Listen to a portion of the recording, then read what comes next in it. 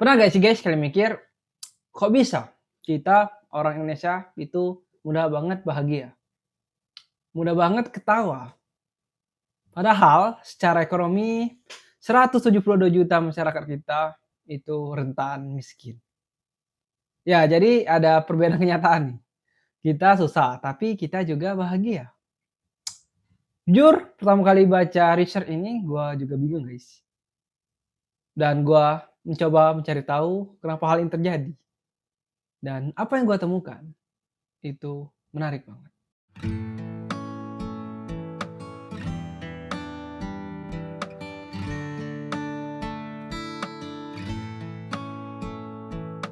Lihat data ini guys.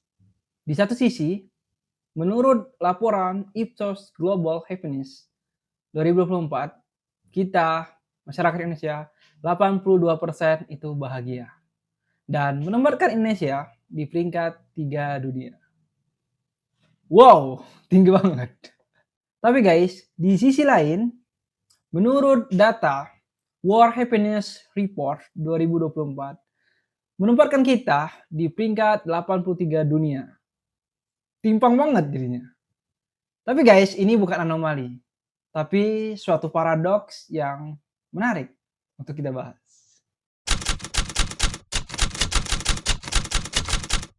Ternyata guys, kuncinya bukan di uang. Kita memang punya PDB per kapita itu relatif rendah. Sekitar di bawah 5.000 US dollar.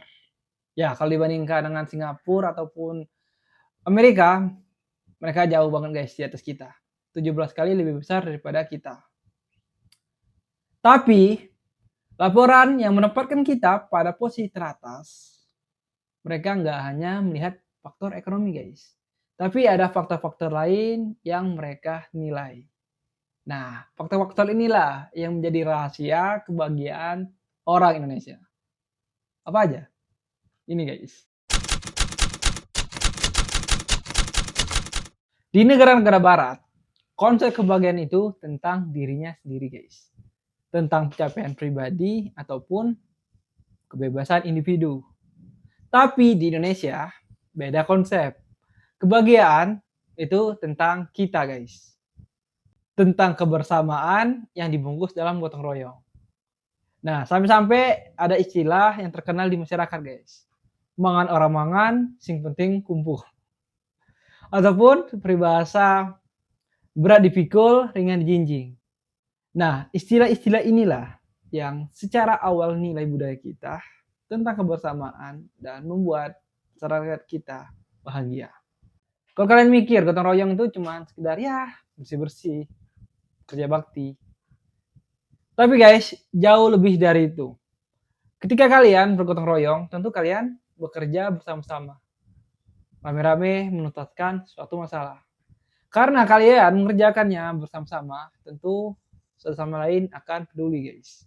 Karena sistemnya ada yang logistik, ada yang membawa peralatan, ada yang hanya menyumbang uang, ada yang menyumbang tenaga. Ya, masyarakat berkumpul di tempat tersebut. Ya, tentu guys.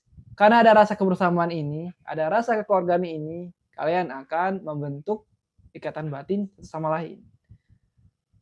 Terlebih lagi kalau ada tetangga kalian yang terkena masalah dan kalian ikut membantu.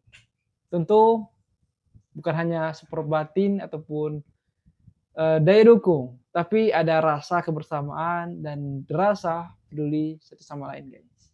Nah, inilah kenapa konsep gotong royong kebersamaan Indonesia itu membentuk kebahagiaan. Faktor kedua adalah religiositas. Gua baca beberapa paper research yang menunjukkan korelasi 0,7.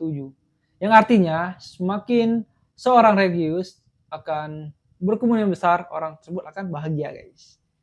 Tapi ini bukan hanya sekedar pengetahuan agama, tapi kayak perjalanan spiritualitas yang secara konsep orang lebih bersyukur, menerima takdir, keterangan batin. Kan ada tuh istilah bersyukur hari ini udah makan, belum rezekinya. Nah, ya hal-hal kayak gitu guys.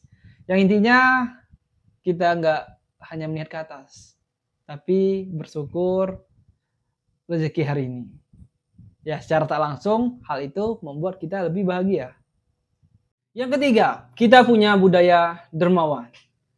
Indonesia masuk 7 tahun berturut-turut menjadi negara paling dermawan di dunia. 9 dari 10 kalian itu pernah menyumbangkan uang.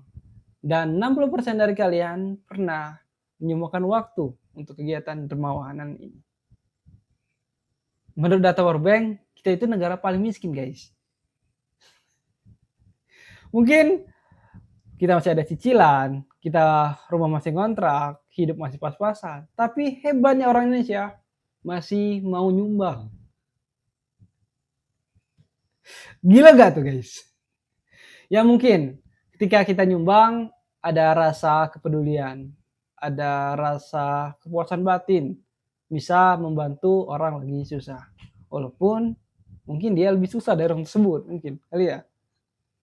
Ya itu bisa membentuk seseorang lebih bahagia, guys.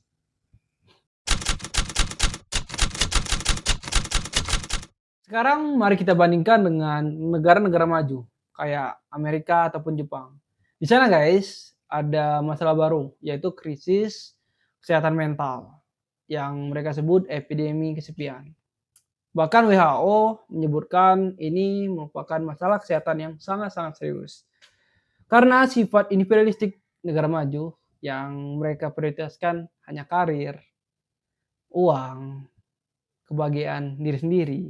Ya intinya sifat individualistik mereka yang tentu mengikis nilai dari komunitas. Ya mereka semuanya sendirian, guys. Nggak ada kepedulian dari komunitasnya.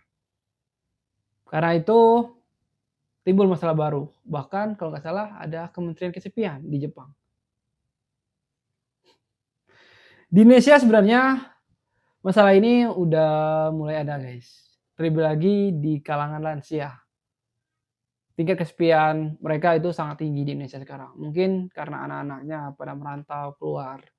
Jadi di rumah mereka hanya berdua ataupun sendiri. Jadi kesimpulannya, kebahagiaan orang-orang Indonesia bukan hanya dari aspek seberapa banyak materi yang kalian punya, tapi berdasarkan faktor-faktor lainnya.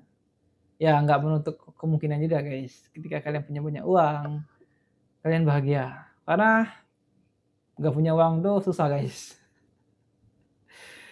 Ya karena bukan hanya aspek uang yang bisa membuat kita bahagia, karena ada aspek lainnya, guys, kayak kedermawanan, religius, dan kebersamaan.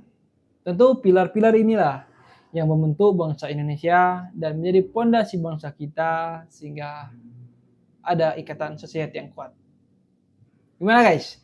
Kalian setuju nggak dengan apa yang telah saya utarakan ini? Jika nggak setuju, boleh kalian ceritakan apa pengalaman kalian di kolom komentar.